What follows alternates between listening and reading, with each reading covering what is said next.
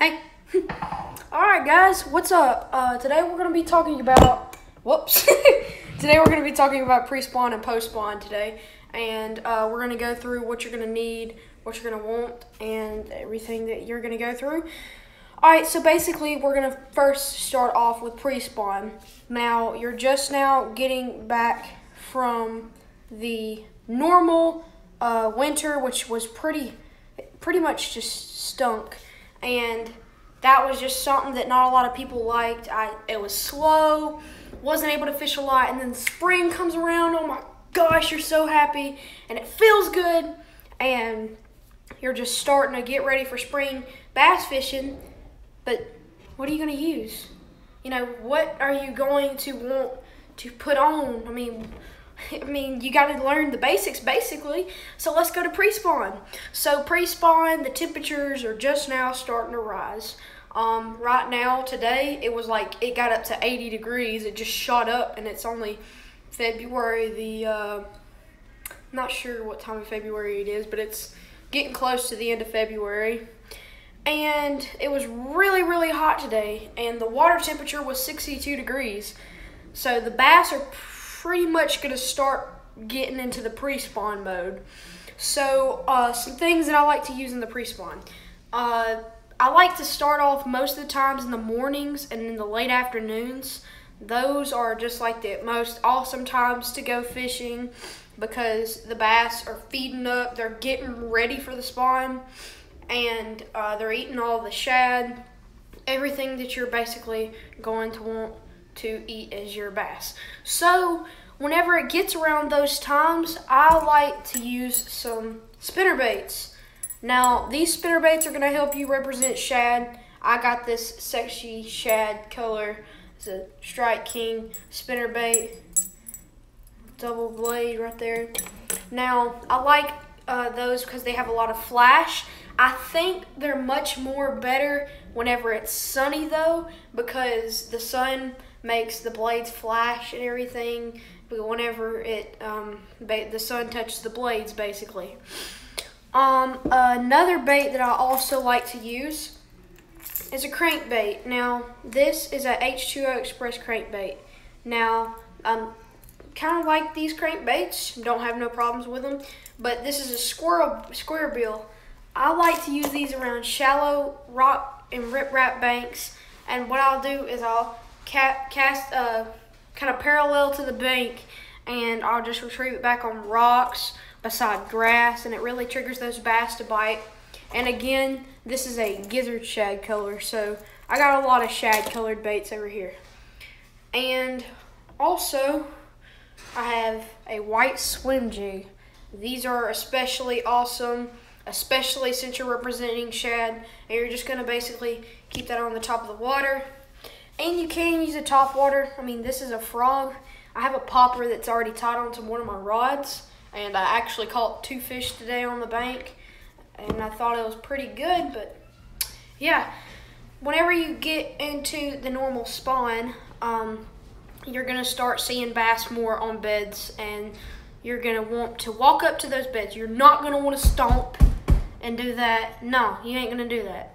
You're gonna walk up to the bank, and you're going to basically just put it in their face and make sure that they bite.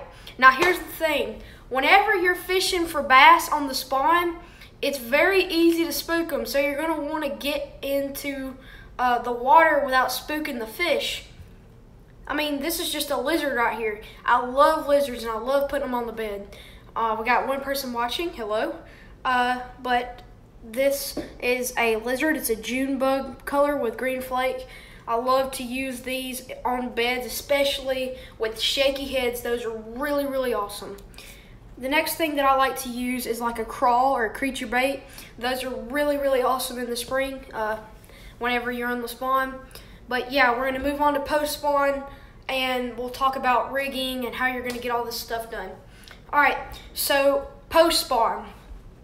Some bass are going to have fry, and they're going to be protecting the fry, but some bass are going to still be on the beds, so you're going to want to watch for that. Again, if they're still on a bed, these are really good to use. These baits right here, crawling the lizards, And I'm not saying that you can't use crankbaits around these, but you really want a silent entry whenever you're going onto a bass's bed. It's very easy to spook these fish. And just know, every time that you're gonna be on a bed, they're not all gonna want the same bait. They're all gonna be different. You know, they're gonna want it to be put on their bed different. Some bass want a silent little entry. Some bass want a splash. I mean, it's really crazy. But post-spawn, some of the same baits, you know, spinner baits. I like these swim jigs. They're really good too. And that pretty much covers most of the spawn basis. But the next thing that we're going to talk about is rigging. Now, whenever I'm using these spinner baits, it kind of depends on how heavy my spinner bait is. It depends. It's kind of a medium heavy, medium range. I use them both for spinner baits. Mainly mediums, but you can use a medium heavy. For my crankbaits, I mean, it's a cranking rod. I like for like my square bills, medium crankings, and whenever you start getting into your bigger crankbaits and your deep divers, you're gonna want to use a medium heavy or a heavy cranking. All right, now these swim jigs, I like a heavy 7'3" heavy action rod. That is awesome for these swim jigs. And make sure you have big line when you're fishing these. Don't fish 15 pound or lower because I think that's just way too small. I've lost a ton of swim jigs by using that small line.